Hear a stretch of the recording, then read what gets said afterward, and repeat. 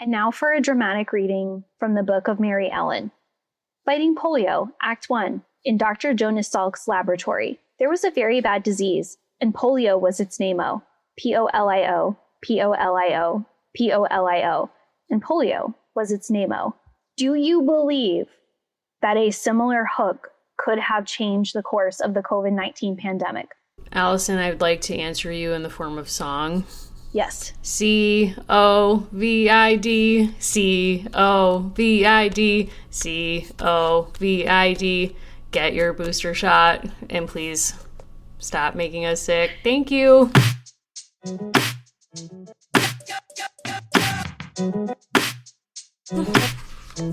I love it.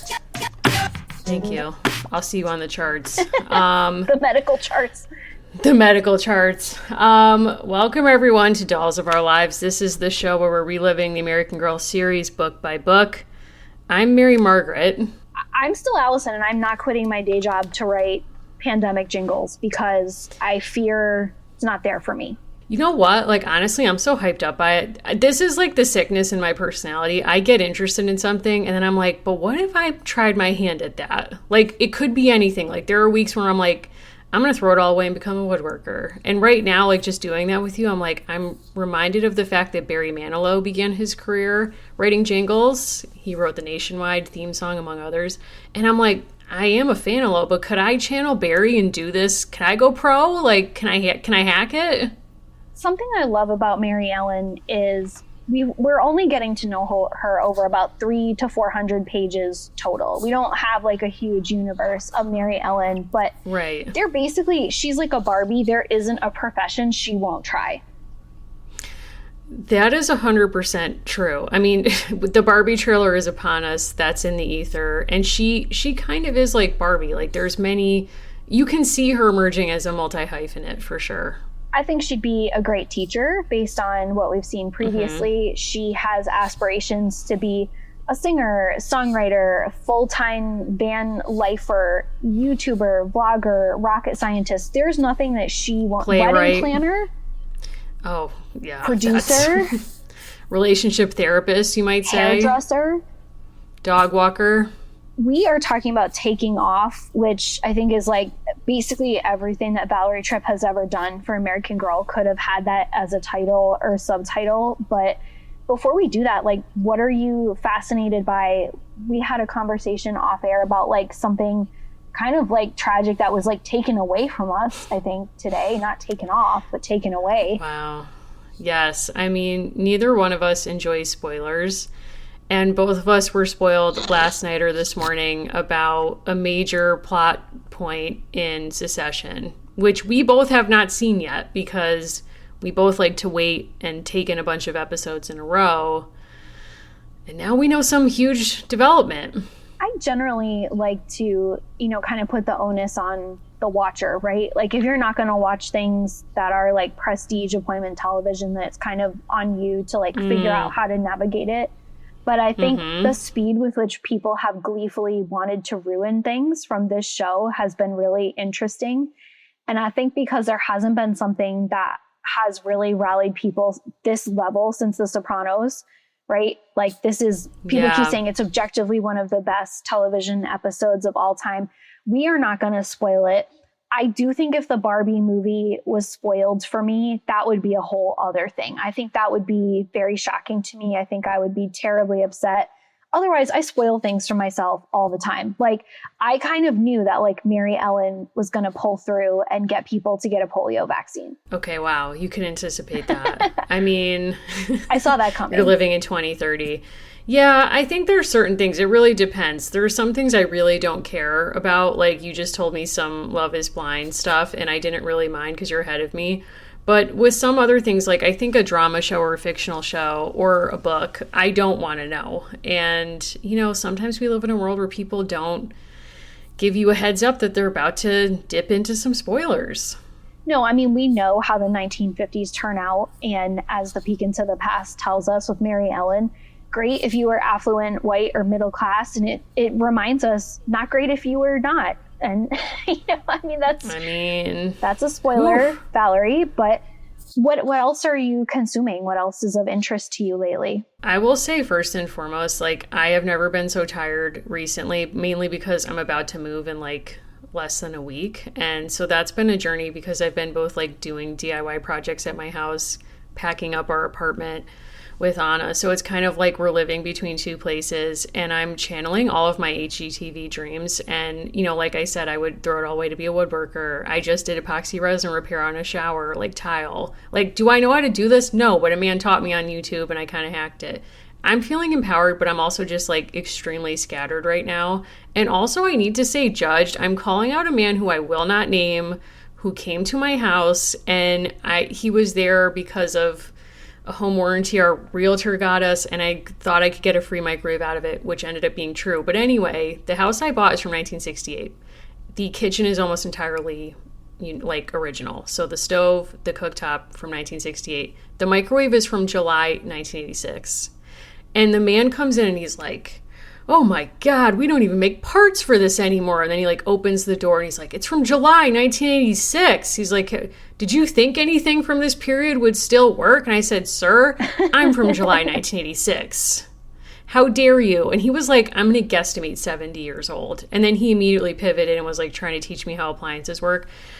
But it's just been a lot. There's a lot of different things. Like, I don't really know what's going on, but I am excited to move. And also to have something very special to me is like we just passed the anniversary of my grandmother's passing. And when she passed away, she left me a bunch of her like treasured objects, like not expensive, but just like held a lot of meaning. And one of them is her dollhouse from childhood when she had scarlet fever. And some firefighters built her this dollhouse with like materials they scrounged from a local church being renovated. So that's coming with me to my house. Maybe I'll post a picture of it when it's moved, but I'm going to renovate it. So if anyone out there knows like anything about that, like hit me up, because I don't know what I'm doing, but I am excited to try it. But apart from like real life things, I'm also watching Perry Mason. I don't know if you're into season 2 yet, but I won't spoil it for you, but it's very good. I'm always looking for people to chat with about that. But we're also watching Love is Blind. Like, where are you at? What's lighting you up? What's happening? I mean, definitely Love is Blind is a huge commitment. It's been a shock to us all. Like, there was an unexpected villain, and I won't spoil it for people who aren't there yet. But I think people are starting to question the significance and or legitimacy of the Lachey's as hosts. And I do think we ought to give them credit because I appreciate the audacity of someone who isn't, say, Stanley Milgram, like repeatedly asserting that they're doing a social experiment. Because one, it really isn't. It's not. And that's okay. It's not. But I love the persistence with which they call it a social experiment, because I think that's brave. And no one will ever be remembered so clearly for using the word obviously than Nick Lachey. And I want that for him. I think that's where he like deserves to be in our pop culture pantheon right now. And people are saying like, we don't even need them for the reunion. We do. Like, you actually do need a very strong and capable host who's adept. I like to listen to Nick Vile's recaps that he does of Love is Blind, which are needlessly long. But he has interesting perspective on like who gets portrayed as a villain, or like how he sees production working certain angles. And he's kind of like the friend who says like, oh, I don't really like have any gossip, and then like slowly leaks it out the whole time. Like, he does know things about behind the scenes. So I appreciate that aspect of it. You know, beyond that, it's like, we don't know, like we might have to put out a bolo for Joe Alwyn in the next few weeks. I don't know. I think it's impossible to say. I do think that anyone who has questioned the media literacy of young people doesn't know about Taylor Swift fans, because they will question everything. And they're like, this is what this kind of sourcing means. It's all very interesting. I don't know. Who knows the truth? By the time this comes out, I think we'll have a better understanding, but maybe we won't.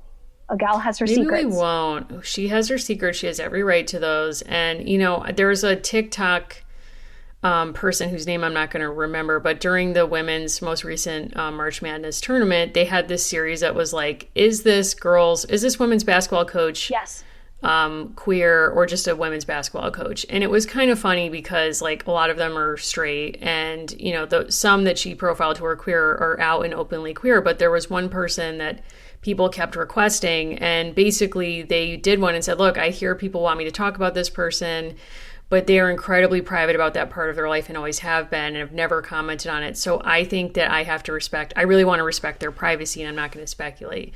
And I think that that's kind of where I land on a lot of the Kaler stuff. Like, obviously my phone has been blowing up about this, and I'm loving the TikTok videos. And I think to me there's a difference between like in the group chat, like having fun conversations, whatever, interpreting song lyrics, and like going on these platforms and, you know, I understand like wanting a fellow queer, like a person you admire to also be queer, but I also like want to pump my own brakes on speaking about that publicly because I want to respect whatever privacy she may want around that part of her life. She also may just be straight. I mean, not to say like just, but you know, I'm sad for her if she's sad, but I hope it's a good change for her. I did hear something that she's dating someone else, like a guy. I don't know if that's true, but I hope it's not Jack Antonoff. I'll just put that out there. But like, enough. I believe he's taken. I do believe he's taken. I have seen people putting flowers on Cornelia Street.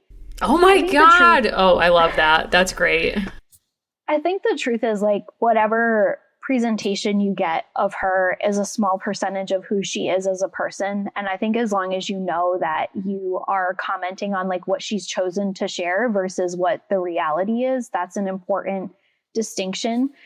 I will say, like, I do think that of all the characters we've like come across, I think that Joan and Maryellen, if they had occasion to do so, would listen to Lavender Haze and would respect it, because we kind of get this sense that Maryellen's older sister is just like rushing into a 1955 marriage to her sweetheart and like not thinking it through. And one of the most interesting like plot twists of the Maryellen series for me is like the true evolution of a side character, which is pretty rare in these books. But that actually really kind of took me aback, and I'm sure we'll get into that. But this thing of you only know a percentage of who a person is, and a lot of times side characters in these books or even main characters, we're getting like a snippet, right? We're not getting their full story. And that was a very pleasant surprise to me to get a whole other dimension of an older sister when that doesn't happen pretty much in these books. Like the uncle and the Rebecca stories, or like the cousin rather, like we get certain people, but that doesn't really tend to happen. Yeah, I think that's definitely true. And also just sort of like in some ways a narrative that doesn't have a full resolution. Like you don't necessarily know what's going to happen with the sister or like what her future looks like. And I kind of like that. And just like before we get into Maryellen, I'll say as a suggestion, if you're into thinking about these kinds of topics, like Taylor Swift dropped some acoustic versions of Lavender Haze and Antihero, and they're very, very good. And also I want to recommend the Boy Genius album that just came out, which is called The Record, which is also very good and about friendship and a lot of the themes that, you know, I think American Girl tackles too, probably just a little bit grown up. So, you know, lots to enjoy right now. Should we get into taking off? Let's do it. I'm scared, but let's get into it. Hello, everyone. This is Mary here to talk to you about one of our favorite sponsors, HelloFresh. HelloFresh takes the hassle out of mealtime this spring by delivering pre-portioned ingredients and easy-to-prepare recipes right to your door. Skip the checkout lines and get outside in the warmer weather because HelloFresh has dinner covered. Now look, everyone, I'm going to use this ad to offer you a very brief audio house tour. As you heard on the episode, and as you're hearing this, I'll be within 24 hours of having moved. Now, I moved to a house that is not old, but let's call it vintage. And the oldest part of the house, or it feels that way, is the kitchen, where both the stove and the cooktop are from 1968. And as a repairman said, the microwave is, quote, ancient. They don't, quote, even make parts for this. And it's from July 1986, which is also my vintage. So that's been difficult to sit with. But something that is not difficult to sit with is knowing that, you know, as Anna and I are getting situated in our house, we can throw to things like HelloFresh, which has quick and easy meals to prepare, which makes me feel less stressed out, you know, living in what I'll call a historic home. I want to recommend the fast and fresh pineapple chicken tacos and the falafel power bowls, which can be ready in 15 minutes or less. And no worries if you're not a pro in the kitchen. HelloFresh's foolproof recipes arrive pre-portioned and easy to prepare in just a few steps. HelloFresh is not just for dinner. In fact, HelloFresh has you covered for every mealtime occasion, from snacks and easy lunches to seasonal celebrations and festive gatherings. Would it be weird to host a housewarming party with HelloFresh gear? I mean, I don't even know if that's possible, but I'm just sort of like thinking that into existence. Typically, when I make this myself, it comes perfectly portioned for 2 people. Anna and I like to cook together. We listen to podcasts, we listen to music, and just catch up on our day. So it's really like a nice, sweet sort of family time. So I hope that maybe it's that for you, or it's just a way to kind of like do something affirming for yourself, have a home cooked meal. So if this sounds good to you, go to hellofresh.com/AmericanGirlPod50 and use code AmericanGirl50 for 50% off, plus your first box ships free. Again, go to hellofresh.com/AmericanGirlPod50 and use code AmericanGirlPod50 for 50% off, plus your first box ships free. So I will share, there are actually a few different descriptions, and it's important when we talk about these. We did read the Be Forever version, and we both read the unabridged 2015 copies of these books. So we have what appears to be a real person waving on top of a car. We did not read the version that's 128 pages. So there are going to be plot points that we talk about in this discussion that you will not have if you listen to some of the audio content or if you bought that version of the book. Turning 10 is a big deal, and Maryellen Larkin wants to celebrate it in a very special way. Will she choose a Western theme or decide on a superstar celebration? Or will the event turn out to be something even Maryellen doesn't expect? And which party participant surprises her the most? Then Dad comes home with a silver surprise and big plans for a family vacation.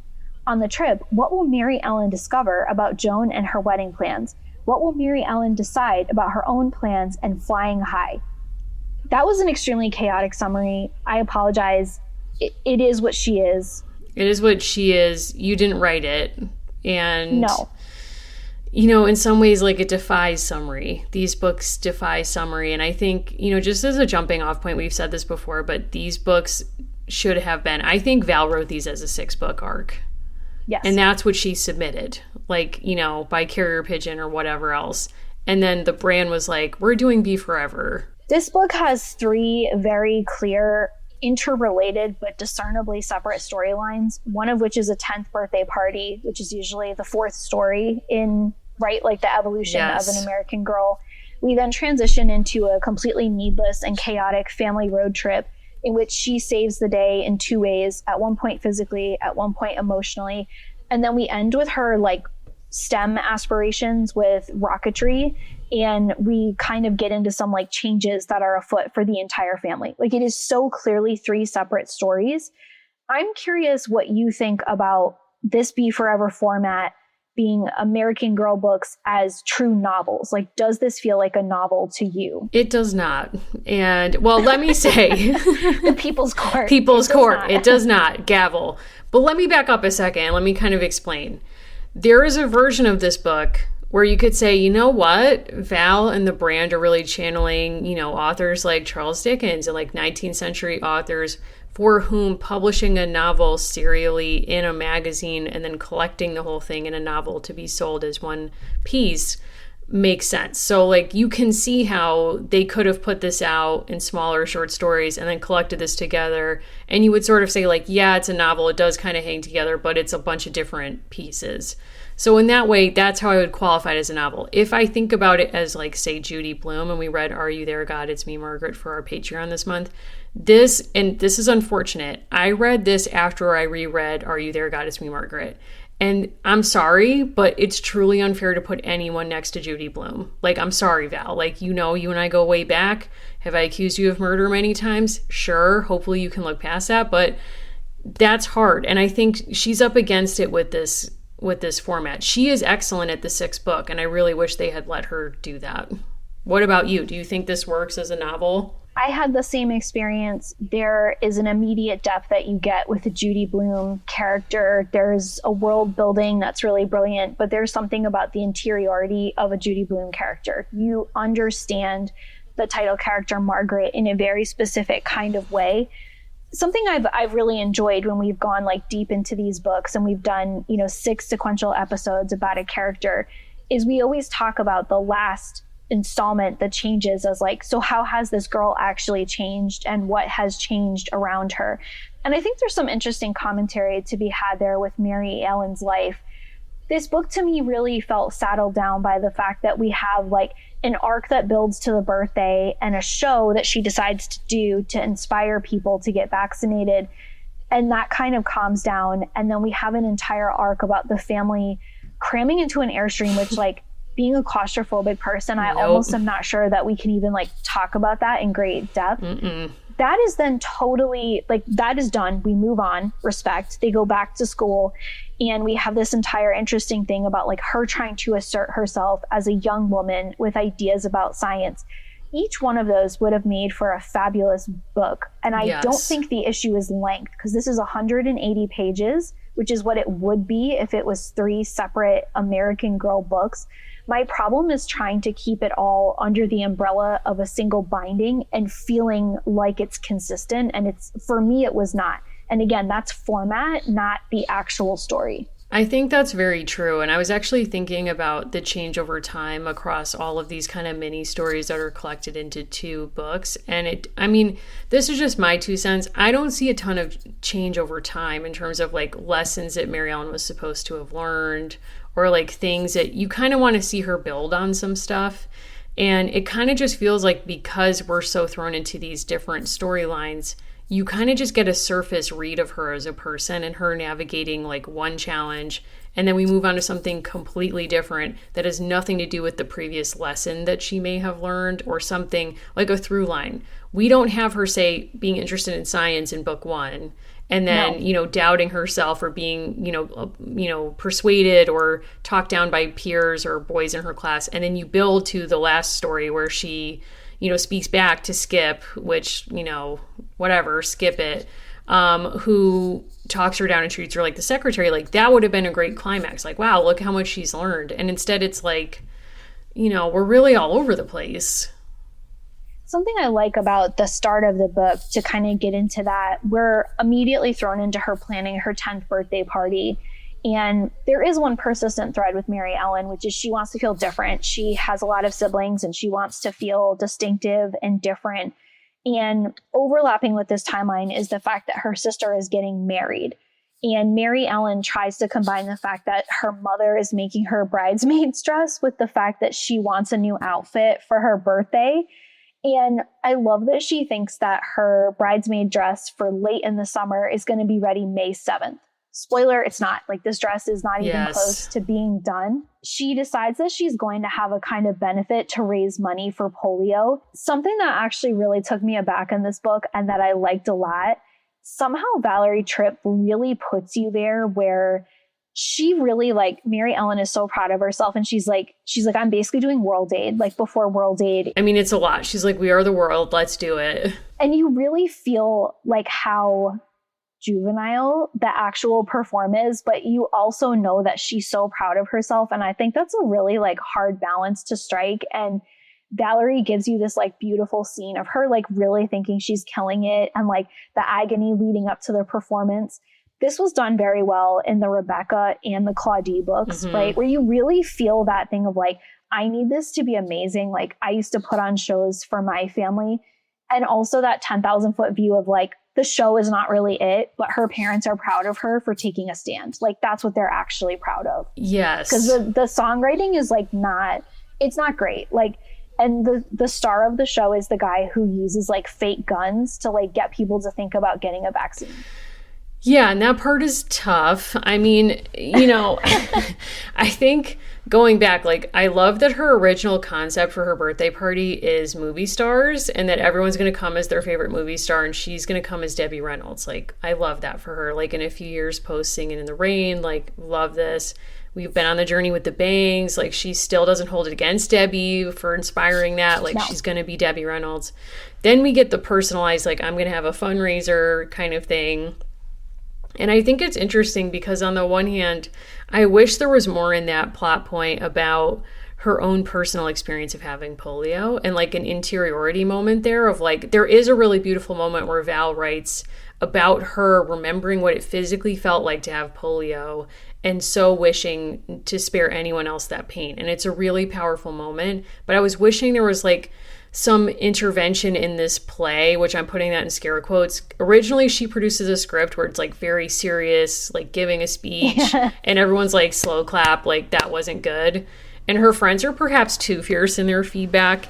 And then it becomes a variety show. Everyone's pitching in. You're like, wow, this is nice. Like friends all working together. But what's lost is she gets stage fright and can't say her speech. And then Wayne kind of just like air guns around pretending to be Dr. Salk doing the vaccine. And it's a lot. And it's like, okay, it's nice that there's this collaboration. She's let other people in on this thing that's very personal to her. But the piece where she actually makes the personal connection is all in her head. Like, we read that because we're reading along with her. I wish that we had gotten to hear some of her talk and didn't include anything about her personal experience, because I think that's something that's actually in a meta way missing from histories of polio, which is real patients' experience of having polio. And in recent years, with the 50th anniversary of the vaccine, which is probably what inspired this in 2015, like, you know, there's some histories have come out and have really centered that, because most medical histories are about like doctors and moments of discovery, as is her play. But, you know, it's like, could we get some of your experience? Like, I'm fascinated to learn about what that has meant for you. What was that like? What has that meant for you? You know, we hear that she has weakness in one leg, but like, what else, what other ways has this affected your life, your sense of yourself? I don't know. It's really a very minimal part of it. And I think it's kind of always the struggle with American Girl. You know, when we read Samantha or when we read Rebecca, like, they experience factory work as an observer, but they don't actually have to become factory workers, right? Like, there's so many different like characters where there's like a proxy experience or something. And this is actually kind of unusual. It's a step in a different direction where a character has had a personal, intimate experience with something traumatic and then marshals that in a way to try to make social change. I do really appreciate that there is a character who stands up in the classroom and says, like, my mother says it's unsafe, you know, kind of speaking for that voice. Yeah. And in April of 1955, there was a tremendous amount of press coverage and acute anxiety about the fact that, you know, vaccines do contain a version of the disease, right? And so I'm trying to be very careful with how I say that, because the way that they phrased it in the 1955 newspapers was like, you're getting polio and you may get polio. Right. And Boston, in fact, had a surge of cases in the summer of 1955. They admitted 650 kids at Boston Children's. So people were really afraid, like, I'm being given polio. And Jonas Salk personally, in a way that I think does kind of mirror, you know, Anthony Fauci, went on campaigns and said, I'm giving this to my children. I am personally like watching and giving my children this polio vaccine. I respect the fact that they like noted dissent, and they probably had no idea when they wrote this book in 2013, 2014, like that would be such a huge part of our life 5 to 10 years later. Yeah. I mean, it is kind of surreal to think about what the intention was in 2013, 2014, 2015, and what the intention would be now in like sharing this book with a child today, because they have their own history. I mean, there are some kids whose entire lifetime is COVID. And, you know, working at a college, like talking to high school students who's like a lot of their high school years were in the pandemic. Like, there's so much of people's personal history that they would be bringing to this book that you and I even can't appreciate when we think about our own childhood. So I think that is an interesting piece, and to flag the dissent of it, I think is really important. I kind of wish too that there was a moment where, you know, like the parents could say to her, like, hey, is this like bringing stuff up for you? Like, or how are you doing? Yeah. Because what ends up happening, I'm just going to put this on Front Street right now. Dad is not it for me. Like, I'm coming out against Dad right now. I felt neutral about Dad until the Airstream showed up in the driveway, which is coming. I'm anti-Dad, but like, yes, that's a hallmark anti-Dad moment, but I want to flag an earlier anti-Dad moment, if I may, which is when... So Maryellen kind of like has a moment that some might call a diva moment, but as Mariah Carey reminds us all, like, please pay attention to like the misogyny in that word. But like, let's say she has like a passionate moment. She comes out against the rest of her production and is like, you guys are all making changes that I have not co-signed. She feels like getting away from her original intention of like having a sincere like plea for people to support the March of Dimes and to get vaccinated. Anyway, she storms off set, aka out of the backyard. There's a very tense dinner, and then Dad's like, you want to wash the car with me? And he's like, you know, what went down? Like, what's going on? And she's like, no one could, like, everyone was changing my stuff. Like, no one respected it. And he's like, oh, so your pride got in the way. And it's like, okay, that is true, but also there's something else I think going on there, which is like, I think her friends and her siblings didn't understand, knowing that she had polio, how maybe emotionally she was wrapped up in what she wanted to do there, or just this subject. Like, to me, that's a moment where in 2015, with our perspective, you would want to have Dad say, hey, you know, how are you feeling about this? Is this bringing up anything for you? Like, do you want to talk about it? Instead, he's like, oh, your pride got in the way. That's the problem. Like, you just need to like get over it and like apologize to everyone, ask them to get back on board and just roll with it. Now, yes, sometimes people get their pride in the way and like it's good to know how to compromise, but I was just kind of like, Dad, this is kind of not like, can you do a little more here? I clocked a different moment that I became like on the path to anti-Dad, and it is the same scene, but it's for a different reason. Okay. When Dad compares her benefit show to his bomb shelter, I really wasn't pleased with that, because I blocked that out. It's not implicit that what she's doing is pointless in a similar way to how a bomb shelter is pointless. It's explicit. So Dad is cleaning the car and he says, you know, your show sort of reminds me of our bomb shelter. It does, asked Maryellen, like, and she's like cooling her feet off. Like, it's a very well written scene. And he says, if an atomic bomb fell on Daytona Beach, it would wipe out everything here. Our bomb shelter would probably be useless, but it's the most I can do to try to protect us. It's all I can do, so it's worth my effort. And your polio show is worth your effort, Ellie, because even if it isn't much, it's something you can do. Oh my God. And I took offense to that, not just because it's like a way to talk to a child, and she literally thinks like she should cancel the show after this. What I didn't like about it is she actually raises like a not insubstantial amount of money that has a direct benefit. And the fact that a polio survivor is coming out and saying like, I think this is important, is really like a huge thing. The March of Dimes was a movement that really tried to activate children as kind of like political actors, and like mothers as well, and like parents, to kind of get people into this. It's not like a bomb shelter at all. It's a direct action that actually like will have consequences and will save lives. A bomb shelter is like a psychological thing, right? That people are using to fight the Cold War. She literally raises money, and like they use stuff she makes as part of an ad campaign at her doctor's office to get children vaccinated. It's not the same at all. It's not the same at all. Dad, pay attention. Also, Dad, are you aware that there's multiple forms of influence? I don't care what this man does for a living, but like, let's presume he's aware of like multiple forms of compensation. Like maybe he gets a bonus and he also gets health benefits. Like there's, you know, like many paths for him to have understood the fact that, she does actually earn, as you're saying, or raise a not insignificant amount of money. And she influences actual people in her audience to get vaccinated. Like that is huge. Yes. Like words of mouth, actually influencing people. Like March of Dimes was like a sort of safe, air quotes, or like a thing that moms in the suburbs could get involved in and stage their own fundraisers, and like people had fashion shows and all kinds of stuff. Almost like like selling Tupperware. It was like a thing like women could get involved in. But part of the power of that was like they drew on their networks, they had all kinds of influence that was not just raising money. And she's really demonstrating that. And he just has I also just hate as a person when someone's like, I hear you're going through something. That reminds me of me. And it's like, we're not talking about you. Like, hit pause. And I don't know. It just seems like her dog was also out there. And I was like, this dog is more of a comfort right now. Like, Dad, you should leave. We also, I think it's hard to underestimate, like, right. So a lot of this fundraising started where FDR would say, don't buy me a birthday present. Give money, even if it's pennies, even if it's a dime, give money to an organization that will help to support children and families that are in need. And the idea of children rallying together, right? It did also feel like this is such a truly like an American story, because when her success becomes known, people at the post office and then at the mayor's office are very excited. And it's like, that is something that hasn't changed, which is that we ask children to take on the mantle of being public health messengers and fundraisers. It's like these stories we hear of children like making sure their parents get a diabetes pump, or that the janitor at their school is able to like have healthcare. That hasn't changed since 1955, which should make people in power very ashamed.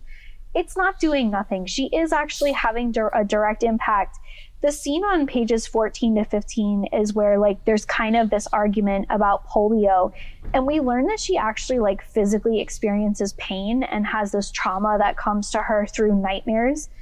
You really wonder, like, once we've learned this information, how much of her wanting to feel appreciated and seen and like a movie star is like, she had some rough years, right? Like she had some years where she was really dealing with something. And the family had to have been afraid, like they could have lost all their children. Like that must have been really scary for this family. And Dad's like, you know, you're not doing anything, but you might as well, like, the show must go on. Dad says, I'm glad that the show happens. I think the show part is like very light and very fun. Again, it's very much like Claudie, very much feels like cut from, you know, a similar mold in terms of like the child saving the day. When that Airstream shows up in the driveway, like, did you scream? I was like ready to pass out. I was like, absolutely not. I am not doing this with you people. Like, there is no way. What I do love is that Mom is like all of us in that scene. And Maryellen picks it up. And do you have the quote in front of you? Hold on. I have a lot of Mom quotes where Mom is basically like, this is domestic labor on wheels. Like, Mom is not happy at all. That part, I had to take a break. I had to put this book down because I always think of those commercials of my childhood of the person like surprising their spouse with a car at Christmas. Nope. Like, life is not a Toyotathon. It's not. Don't even try it. I just kept screaming break up with him. I was like, this is not what people want. It's sort of like the ending of Grease, but even worse, where it's like Danny Zuko shows up as like sort of a nerd, aka he puts on a sweater, and he's like, is this your card? Like, is this what you want, girl? And it's like, he didn't even try to transform himself at all. It's like Val made the Grease transformation worse, where he doesn't have to change at all, and the mom just has to do everything. I was like, this is Grandpa is complicit. I was not happy with Grandpa. He is complicit. They come and visit. He spends a night out there and he says, by gum, that trailer is Jim Dandy. I'm not happy about any of this. Mom says, what on earth is that? Isn't it a beauty, said Dad. It's the 1955 Airstream. So this is, I think, important context. We're buying a brand new like thing for the family. He has not consulted anyone. Dad is immediately letting all of the kids in. You know this family. You know their feet are dirty. Like, this is immediate chaos. I'm thinking to myself, reading these pages, this is around page 86. I'm literally thinking to myself, the first thing he shows her, get a load of this, honey. He opened a cupboard and pulled down an ironing board. I'm thrilled, said Mom, though she didn't sound as if she really was. Oh my God. Mom is not thrilled. Here's the thing about Mom that we also learn in this book when Maryellen is like, I'm a STEM girl boss. Mom was a supervisor at a factory, and Mom like rage quit because she knew that women weren't being allowed to keep their jobs and listened to. Dad could take some notes when he heard that story. It's so bad. It's like beyond bad. I don't even know. Like, the mom says on 90, I'm not sure it will be a vacation for me. You're right, Mom. It won't. But all the kids go. This was the part that I actually I audibly gasped. Like, I thought I would audibly gasp rereading Judy Blume. Yeah. No. Like, the eldest is like, maybe I stay home. Like, maybe I stay home and I watch the house. And they're like, it's not a vacation unless all of us go. And I was like, you know what? Honestly, I'm going to like reject that. And I know, because we've read the Route 66 adventure featuring Molly McIntyre. At least in that book, we were a little bit more honest about like what it would mean to cram everyone into a car. Right. Mom says, I just wish you had consulted me. The Airstream is a very expensive thing. And I started to look up ads, and it's like, is dad secretly CIA? Like, why are we disappearing for the summer? I don't get it. How can this man take like 3 weeks off in the summer?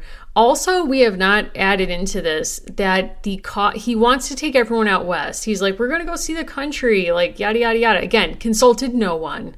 And mistake. And mom is like, so we're not going to go see my parents for 2 weeks as we do traditionally at this time of year. And it's like, okay, so strike one was you didn't ask her before you made a major household purchase. Not good partner behavior. Strike two, you know this woman never gets to see her parents. We remember the Christmas story, how emotional that reunion was. There's a lot going on with that. She's probably counting down the days till she can go to Georgia. And instead, this man is like, but what about the Alamo? Remember that girl? It's interesting, too, because Maryellen observes two things. She observes that dad wants to be democratic about, like, who gets to pick what along the road trip. Like, they get to decide, like, different things that they want to see. But it's also, like, just like our country, a farce of democracy because, like, mom never got to vote in the first place. Like, mom never got to veto this decision in the first place. I kept, like, imagining this many kids in an Airstream and just honestly, just like this situation couldn't be less for me. My family owned a camper when I was a kid. I know of what I speak. I'm not interested in this kind of like cohabitation. When they describe how the family is living, I was like, absolutely not. Like, I have no idea what dad was thinking. It's really bad. Does the trip go on a little too long for you? A lot too long. I mean, I had me wishing, first of all, this Gulfstream and this man had me wishing that mom was on an episode of Next. Like, remember where you could kind of get off the bus and she would like run into like three idiots and they'd have like the most iconic bios getting off the bus, like, I'm afraid of red starburst or whatever. And then immediately she could just be like, next, no further explanation. This is not going to work out. And instead, this woman has to go on the road for like seemingly 2 years, but allegedly only 3 weeks. Like, how long was this trip? There's a really bleak moment that gave me Felicity vibes where the direct quote is, Maryellen was glad to see mom laugh. Like, finally the mom just has like a break and she's laughing about something. And later in that page, the trip was hard work for her. You are correct. You think? This family, and like, to be fair, the older sister, who is like probably one of my favorite characters I think that we've encountered in a while. Love her, yeah. We get this perception that I thought was like really brilliant, which is the entire time you think that she's fantasizing about being back with Jerry because she has to leave Jerry behind and she's supposed to be doing wedding planning. And she's kind of like staring out the window a lot. And basically Maryellen confronts her after they have a snafu, like not even really worth describing in Yellowstone. None of that should have been happening. And she says like, you're just being spacey because you miss Jerry. And she's like, no, I've actually had this epiphany that I like loved being at the Alamo and I love being able to explore where things really happened.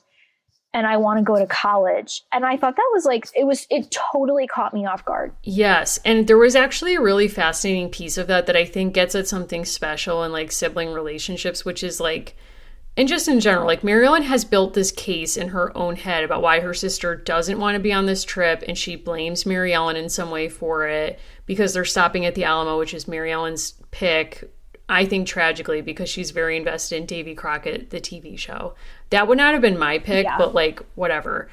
And so I've been. You have. Is it worth it? Do you understand why Ozzy Osbourne peed on it and was arrested? How do you feel? I think it's in a really interesting city, and I think it's worth visiting just as like part of United States history. But it is a place where a lot of the interpretive signage around it is so bafflingly contradictory that you have to actually like read up on what occurred there before and after. Right. I do think it gave me a much better appreciation for like, you can read about like shifting boundaries and borders, but to actually be at a place where people were fighting about that, I think gives you a better perspective on US history. Also, the scene where like Pee Wee Herman is on a tour of the Alamo is shown in a lot of like park ranger training of like what not to do. Iconic. And so I like, would I go again? No. Am I personally interested in Davy Crockett? No. I think Joan is like so real for that, but I love that Joan falls in love with the idea that a real person had an experience in a place that she could read about, and it inspires her to want to go to Walden Pond. Also not like a great top choice, but like I'll give her, it's the 50s. Yeah. Joan isn't going to become Jack Kerouac. but Joan is inspired to go to college and to do more traveling. And I thought that was beautiful. I did too. And I love that the way she got the Rosemary Ellen saying almost sort of to like, drive Joan crazy at the Alamo, but she was like, wow, it's so like great to be here and think that Davy Crockett may have been, was here and he may have like touched things that I've touched and breathed this air. And that's how I felt as a kid going to historic sites. It's still how I feel. And so she kind of doesn't think it lands on Joan. And then later Joan's like, well, actually what got me thinking about it was being at the Alamo and like hearing you say that. So it's kind of this beautiful moment of like an older sibling actually being influenced by a younger sibling. And, I love this for Joan. I was scared for her to get married right out of high school. I'm still scared. I don't feel great about it. No, and I don't really feel great about them moving into the Airstream, but I do feel like they're going to save a lot of money. And I'm happy that Joan is investigating college. I think it also underscored that Joan is so young. Like, she is actually so young, and she still kind of, like, doesn't fully reject being treated like another sibling. And something that I think I didn't like about then rushing into the STEM plot line and this idea of her needing to like build a rocket or build something that would fly up is I really appreciated getting into like the wedding plot. And like Joan finally after this trip and talking to Maryellen has the courage to say she doesn't want a fancy wedding. She wants something very simple, and she doesn't want what her mother has been planning. And she's very proud of herself for that. And Maryellen is very proud of her. Did we need all of these other siblings? Like, I'm not sure. Yeah, some of them get lost. So they get lost in the shuffle, like Bev and the two younger ones. I was just kind of like, oh right, they're on this trip too. Might be. There's like a horse riding expedition that kind of feels pointless. There's just there's a lot in this book that could have been cut, and I agree. And I also think it's interesting to think about Mom as someone who was so proud to work in the factory and only quit in protest, as you say, because they were going to give the women's jobs to men, not recognizing that the women were also responsible for supporting their families as well. So like having a professional life was really important to her, and she goes overboard in wanting Joan to have this very elaborate wedding and to really embrace like seemingly domesticity and like rush right past any potential of college or any kind of other professional experience. So, I mean, that was interesting too. And they don't really talk about that. If anything, it's resolved from like Joan being like, you wanted me to have a fancy wedding. I don't want that. And the mom sort of like, is it like, okay, I guess, after Maryellen kind of like suggests that. So I don't know. That was interesting. Also we only hear in passing, of course, because Joan is a minor character, that she talks to Jerry about the fact that she wants to go to college, and like they start to like put those plans into place. But this bigger sense of like, so how will Joan's life be different? And the fact that her mother actually had opportunities that she didn't, right? Like that she did get hired to do pretty interesting work. And then it seems like that age gap, almost 10 years between Joan and Maryellen. Now Maryellen, bizarrely, is the next one who gets to actually think about science and gets to think about maybe that's something that she wants to do. That's a really different thing for American Girl, right? To show like within a generation, the difference in opportunities that people might get. The family also encourages the curiosity in Maryellen in a way that they don't for Joan. Like the grandparents have clocked that she enjoyed watching birds and they buy her a sketchbook. And I think to your point, it's sort of like, well, Joan is getting married. Like that's her identity now. And Joan very much gives me Jill from Molly McIntyre books vibes. It's like, well, that's her personality. She's the older sister. Right. She's the Meg March. Like she's just going to get married. Like we don't need to worry about her. And I think that's a moment too in the books where you kind of wish that more of Maryellen's polio experience would we would get more flashbacks or something, because I do think when a child in a family has a disability or a chronic illness, like it does change the dynamic of the family. And maybe like she's more precious because they almost lost her. Like there could be a million other things going on. Or as you say, like Joan's identity is just like, and she's getting married. But I did wonder, like, is that part of it too? Like, we're so thankful that we still have her and that she wasn't, like, 1 in 3, polio cases in that period ended in paralysis, and she's not paralyzed. So, I mean, I can only imagine how grateful they must have felt as parents. Does that lend itself to, like, we must, like, really encourage her, like, all these other things? And again, we're only focusing on her. So we're not hearing whatever else the parents are saying to Bev or the other kids about whatever their interests might be. I just, for the sake of like getting through this book, it's like we had to pretend that Beverly is not even there, which is what mom and dad did also. Damn. As a middle child, that hit hard. Yeah, I get it. Yeah. It was just sort of at a certain point, the mom is like, how does she keep any of this straight or, not blow up at the dad? I did think it was fascinating that that plot line never gets resolved. So at a certain point, the girls in the family, including Maryellen on this trip, notice that mom is frustrated and that she's having to do a lot of work because dad also floated, don't worry, you'll never have to cook because I'm going to catch fish the whole trip, which it's like, we knew the minute this man said that, that was not going to happen. And of course he doesn't catch anything. So this woman is like preparing TV dinners and motel rooms, like when she finally protests and is like, I need a break from this trailer. And the girls were the ones who were like, oh, mom's frustrated, so we really need to step it up here and support her. But dad never says, hey, mom, I completely blew it here. Everything you said would happen happened. I'm going to, really support you here and, take on these chores. Or, I'm going to go find food that's not fish if I can't catch any. Like, that is never resolved. And I really wonder what was up with that. No, and I don't know if we like fully explain this, but Maryellen has caught on to like her mother's dissatisfaction with this. And she knows that Joan now has a problem, which is if she wants to go to college, they can't afford housing because they'll be married. And so that will change the access to housing that Jerry gets. And so Maryellen just kind of punts like, well, they could live in the Airstream. And that makes her mother very happy. It's also like, who is making decisions in this family and why? And after all of this kind of early buildup in book one about like her wanting to have like the girls' room and all of this, we don't even really come back to the fact that like now like they're down a child and they've like freed up a lot of space in the house. It's a little bit kind of baffling. Instead, we get into like a Cold War contest. And it's like, well, obviously, like we need to beat Russian kids. So we have to build stuff that goes into outer space. It's unfathomable to me how we pivot from her being a guest, member of the Memorial Day parade for encouraging vaccination to a litter teacher yelling out, you can't let those communist kids in Russia get ahead of you. Like when they're launching a from nowhere science contest for the kids to do over the summer about, can you create something that can fly and importantly stay in the air the longest against kids in other schools. They have to work in teams. And it's just sort of like, this really feels like it's coming out of left field. Yeah. And like, we know from Hidden Figures that like, I'm a little skeptical that when like the news trucks roll up or like the reporters are there, they're like, Maryellen is the one, like we remember her, like we're gonna shine the spotlight on her.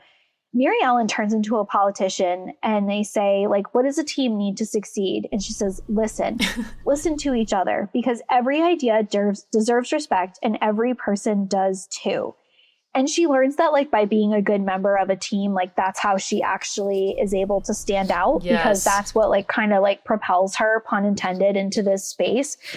I also was reading this and kind of laughing because people of the baby boom generation are the first to criticize participation trophies. And literally the teacher, Mr. Hagopian, makes up an award so that Maryellen will still feel like a winner when the Looney Balloonies, her bonkers team name, literally lost. Yes, that was not lost on me that he's like, I'm going to make a creativity / like participation prize. And it is a sweet moment, but it's like, wow, they're really going out of their way to like reward Maryellen, it seems, or like this plot is designed to specifically reward Maryellen when I think it would have been just as well if they'd lost. Like, I don't think anyone would have cared, but it's like Val's really working overboard that like somebody has to leave here on a win. That was a lot. And then you kind of get the echoing of like her mom's experience when Skip, the self-appointed leader of the original team that she leaves to then make Looney Balloonies with her friends. Like there's just so much with this book. Like he's basically like, you should take notes. And she's like, why? And he's like, you're a girl. You're the girl. And you're like, okay, this is not subtle. So she leaves. And then she and Davy and Wayne form with the other girls, the Looney Balloonies. But there's also an unresolved plotline of like Val really goes out of her way to be like Davy and Maryellen are at odds. They are not friends anymore. Yes. And the sisters are like, well, it's not going to be the same because you're older, like you'll see. And then they never have a direct conversation about it, about whatever happened in their friendship. And instead, Davy like writes a letter of recommendation for her to the mayor for inspiring people to get vaccinated. I don't know what we were to make of him. It's like there are two Davies in her life, Crockett and the neighbor. Yep. And like when forced to choose, it's like we go pro Crockett, we go out to the Alamo, and then like she makes space for Davy again. I think the like boy girl rivalry is kind of like low key in this book, but it is present throughout. It's like, well, girls can't do this or that.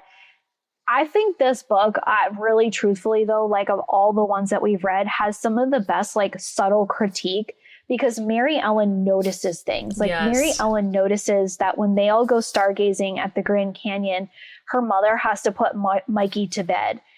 And I think she's one of the first characters that we've really clocked that doesn't feel the injustice for herself. Like Felicity doesn't want to make apple butter because she doesn't want to make apple butter. Maryellen is mad that her mother misses out on opportunities and that her sister's world might be small because they are female. Yeah. And that is something where I wish this was a proper novel, because I feel the separateness of the stories and I don't feel them building together. And Maryellen is a character that like I was reflecting on it, and I don't think it's just timing. I don't think I've ever seen someone say like, I'm a Maryellen. And maybe like you're listening and you have, and like, I'm very Right. happy for you, but like, why does this character not have that same like iconic latch onto the way that other characters do? I think it's because it's so plot driven. There's so much plot driven stuff in these books. It's like, who are you, girl? I mean, in some ways, like speaking of science, it's sort of like she is a character who is dreamed up in a lab to speak to a very specific vision of the 1950s. Like, I think the brand was willing to offer a vision of like 50s nostalgia with some measure of critique. Like, in other words, yes, the mom is a Rosie the Riveter, like after the war, and we kind of see what happens with her, and we're in her head, Maryellen's head, enough to notice with her when the mom is frustrated by the limitations of her life as a homemaker with certain extremely gendered expectations. That seems like a really powerful critique that I wish, if this had truly been a novel conceived as such, we would have seen some kind of change over time, or at least like that goes somewhere. Maybe we see more of it. The mom, pushes back at the end of the book and gets some measure of autonomy, whether it's just within her home or something. There's none of that. And there's certainly no recognition of anything racially happening in the country. Like the peek into the past we can get into has like limited at best language about this. So I think it's like they dreamed this up in a lab and we're like, we're going to do like a 50s white girl feel good story with some critique of things in the past, but not enough. It's like she's all plot, no character, and we need more character. There are photographs in a different version, like the shorter abridged version of Maryellen taking off, that show like and have more information about Brown versus Board, which is this exact time period that is talked about. And this says explicitly in this version, which is not the one that we read, in the South where the Larkins lived, African Americans were segregated or kept separate from whites. It was hard for Black families to travel because many hotels and restaurants refused to serve them. Black children went to schools that were supposed to be separate but equal, but the reality was that Black schools had less money and not enough books or desks for their students.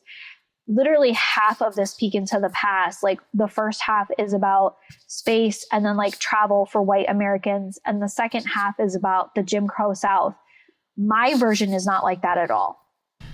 Yeah. Like the version that we read does not have like the photographs or doesn't have that same kind of content. It's bizarre because you would also think, because so much of this book is about the trip that neither one of us wish they took, that would be a good moment to say like, and if you were Black in this period, you would have relied on things like the Green Book, not the movie, the actual book, to navigate leisure, like such that you had access to it, or like what segregation would have meant for your life in school and transportation and all parts of life. And there's really nothing about that there.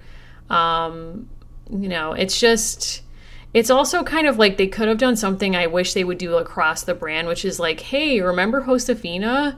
Now, like, think about the fact, like, the erasure of Indigenous people or the erasure of non-white actors, like, in the South. Like, what kinds of interpretation would Maryellen have seen at the Alamo?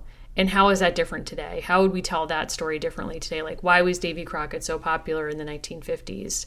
Like, why is a frontier story so popular at the same time that, we were also attempting to colonize space as part of the Cold War, which, sadly, we're living through more space colonization right now, but, whatever. Like, that would have been interesting. That's not there either. I do appreciate that, like, the opener to Inside Mary Ellen's World, which is what we have, says, in 1954, polio was a big deal. I was like, I respect that. Yes. Thank you for coming Thank you for that. And I should say, to be clear, it's not that like the text is like that. I don't know. Like, yeah, they are different. Like, we are looking at like very different kinds of text, and it's like the differences are subtle, but feeling like you could open up and see like a whole half page about racial segregation. This in our book is pages 180 to 181. It's so like literally crammed in at the end. It's like this as if it has like no relationship to the story whatsoever. Angela does come back towards the end of this book, but otherwise it's like R.I.P. Angela. Yeah, like she's gone. Like there's a throwaway line that's like, well, I'm going to visit my relatives in Italy, so I can't be part of the science contest. And you're like, okay, I guess we won't see you. Bye. Like, it's been great. I don't know. Yeah, it's also kind of like, who's doing the segregating? Don't ask. Who is leading the space race? Don't ask. Right. There is something like on the Life magazine that's excerpted in this other version of the Mary Ellen book. One of the top stories is how teen marriages work. It's like, well, somebody tell Joan, because we have a teen bride situation. We are not done with Mary Ellen. We are not. That's a threat and a promise. I'm scared. I'm excited, but I'm also like, what in the world is this going to be? what awaits us? Mary Ellen has a movie, which was a surprise to both of us. But of all the characters, Mary Ellen gets a film. So we will be checking that out. We will be checking that out. We have some other content coming your way that we're very excited about. We are covering Are You There, God? It's Me, Margaret on our Patreon this month, so please feel free to check us out there. Allison, where can people find the show and find you? Yeah, they should feel free to send like other ideas for COVID jingles to me at Allison Horrocks. Mm-hmm. I'm on Twitter and Instagram and all the places. If you want to find the show on Instagram, we're Dolls of Our Lives podcast. We're really easy to find. Look us up there. Mary, where should people send their jingle ideas to you? Would love to hear from you at Mimi Mahoney on Instagram and at Mary Mahoney123 on Twitter. Genuinely excited to see where we're going with all of this, and so appreciate hearing from everyone. Thanks, everyone. See you on our next episode.